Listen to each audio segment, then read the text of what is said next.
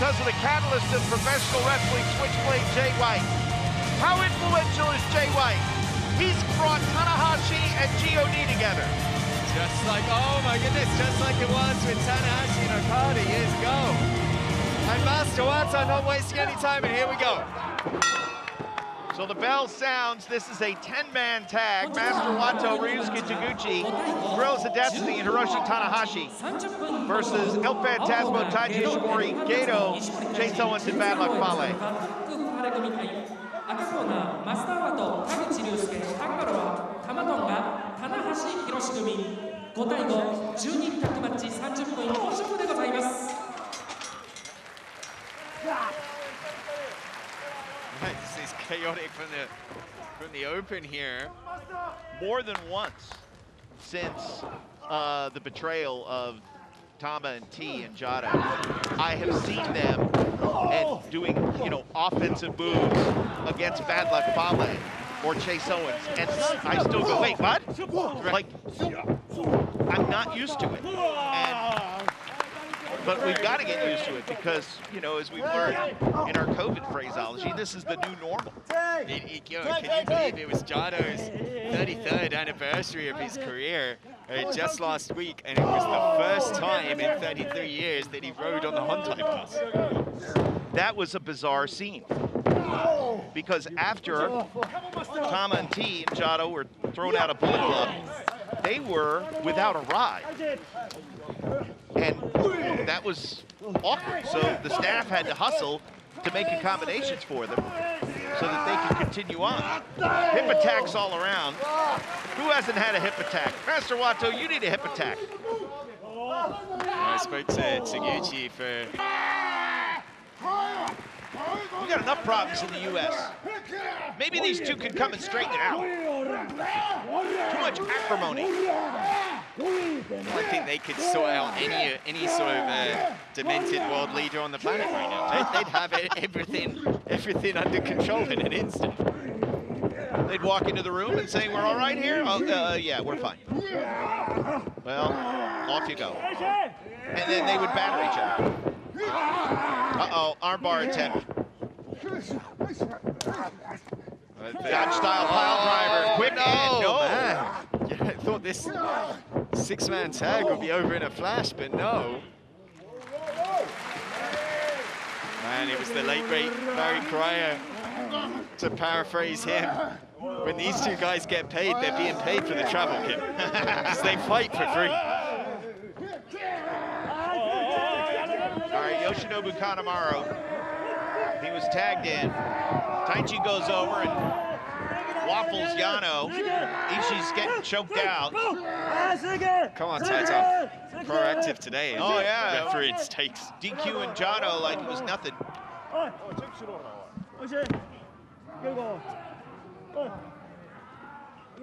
There's a great hue and cry from the opposite side of the ring. Yeah, some snarling going on with Taichi and Yano. Yeah. So Taichi's laid both of those guys out with the Greco-Roman throat hold. They're out on the floor over here, and that's given Suzuki-gun enough time and distance to really pound on Ishii. And Yoshinobu Kanemaru is the legal man, as is Tomohiro Ishii. Ishii might not make it to Christie. Doki broke free of the tag to Desperado. Crisp right hand to the jaw of Evil. That gave Sho enough time to get back on his feet. Despi chases Sho. And, come on. Yeah, Despe knew he was there, but thought he had a little bit of distance. No matter, says Despe. And here we go. Big time back suplex. He could deal with the adversary within his sight, and now two, and that would certainly shut the door, I believe, on a challenge by Sho for the junior heavyweight title.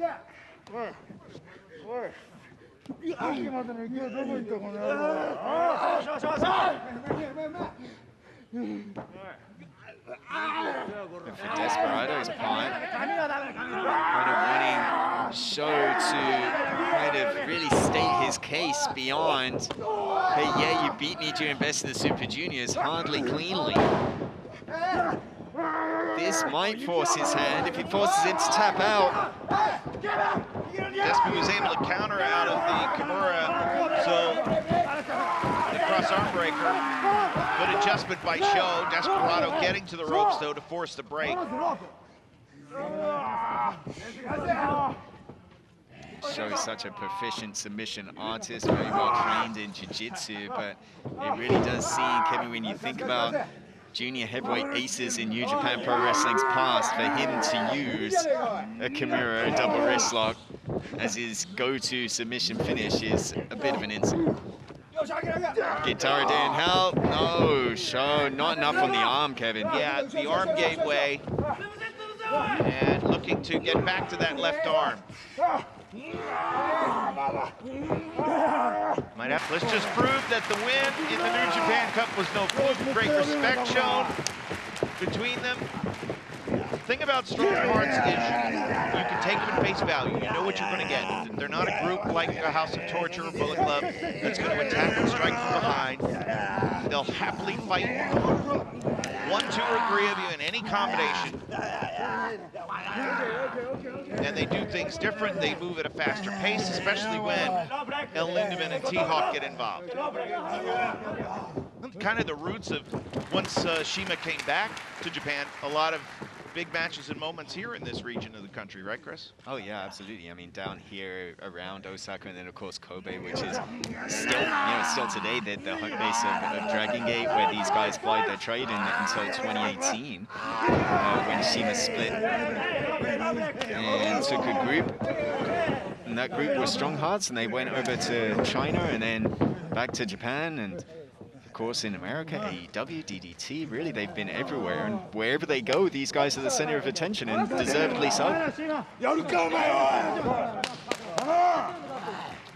right, so there's some indication that El Lindemann and T-Hawk are aware of the physical limitations today of Shima. Let's go ahead and get the fresh man in. Tiger Mask going to come in.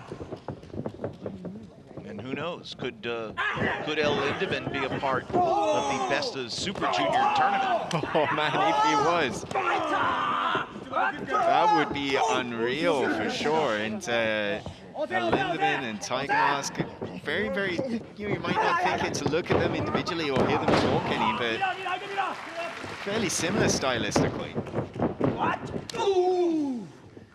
Guys with a lot of flash, a lot of charisma, but with phenomenal fundamentals. And a partner to be determined, which was kind of something that came out of post-match comments last week. That's true, I hadn't thought of that. Tanahashi interested in tagging with whoever, wherever, whenever. When you say wherever and whenever.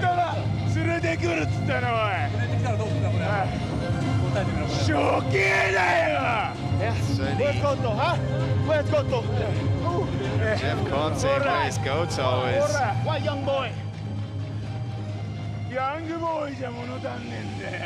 Clear message there, and Great O'Khan calling Yoshihashi a young boy, just like Jeff Cobb did to Okada this time last year.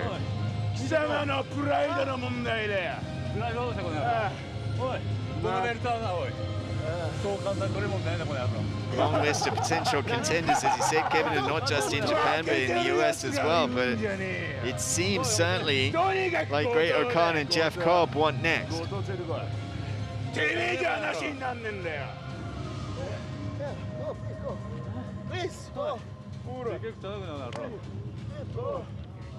Goto and Yoshihashi, never scared, never backed down from a challenge. And Yoshihashi's got a message to take back to Hiroki Goto, and they're going to have a decision to make.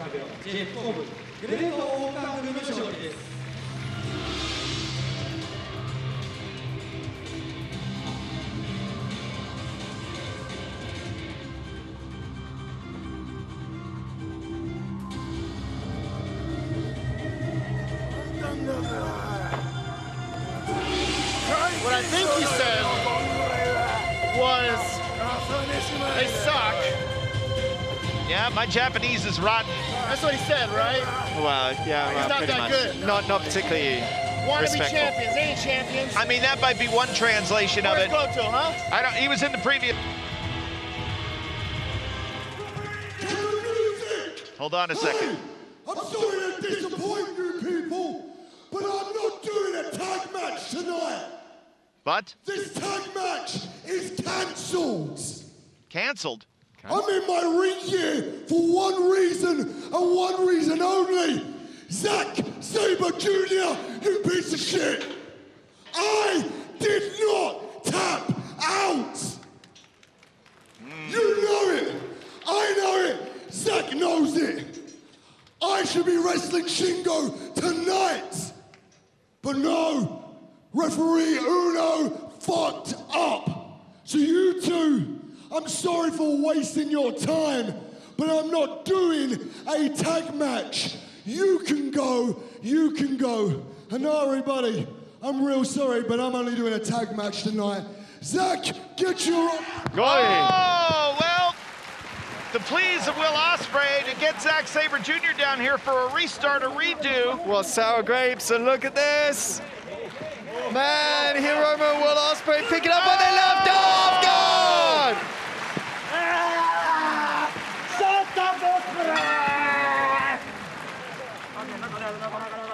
Bushi and Hiromu refusing to take a hike and to free Ospreay to somehow convince Zack Sabre Jr. to come down here.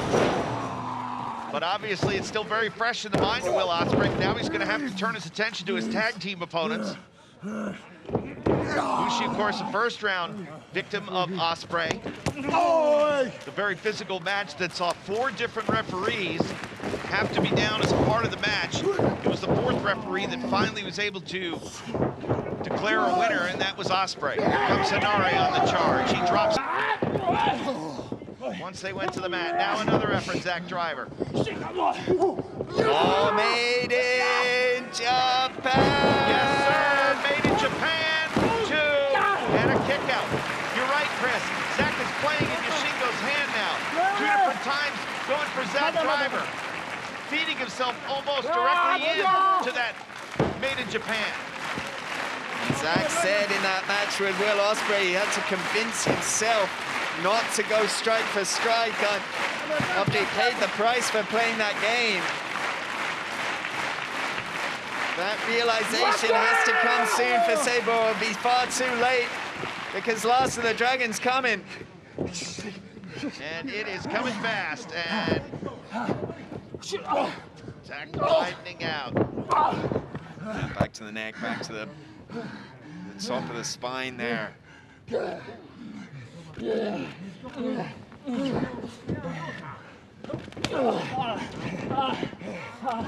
Zack, okay. Come here. Good.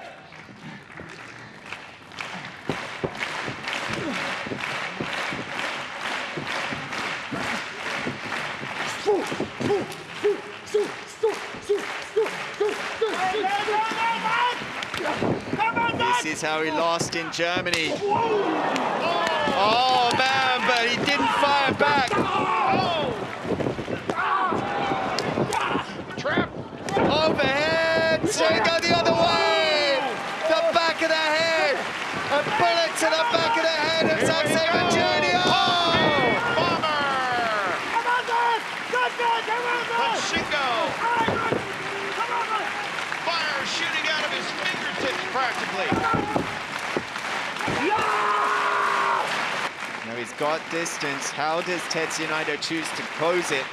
He may normally in this spot use a running Destino. Will he? Yes, he's thinking about it.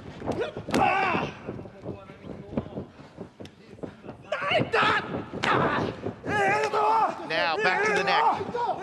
Perhaps the working on the knees was to create that opening right there, because again Okada was half a step slow. And Naito absorbed the first elbow, filed it away. And he stayed at home in that blue corner. Okada charged, and Naito was able to escape. And normally, Naito will take full advantage of a long whistle from Red Shoes. And you see Red Shoes pulling him off. Remember that Red Shoes waited almost an arguably too long a time to stop Will Ospreay versus Sanada. Stepping in early with a cutter, but it doesn't matter to Naito. He's just so driven to deliver those elbows and might be looking for Esperanza. He's got this timed perfectly. Feed him out and drive him down. Yes, the Esperanza. Now, Naito is feeling it, folks, and for the first time in this tournament, we're getting ready to call the finisher. Here we go. Destino! Destino! A kick out.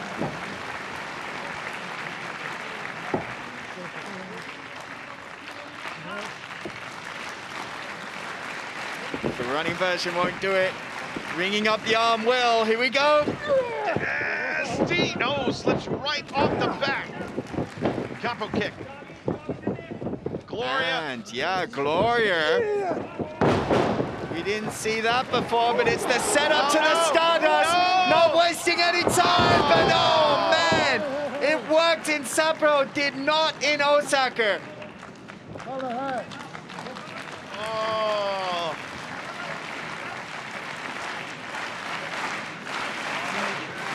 The glorious setup for Stardust. Press wasted no time there. It was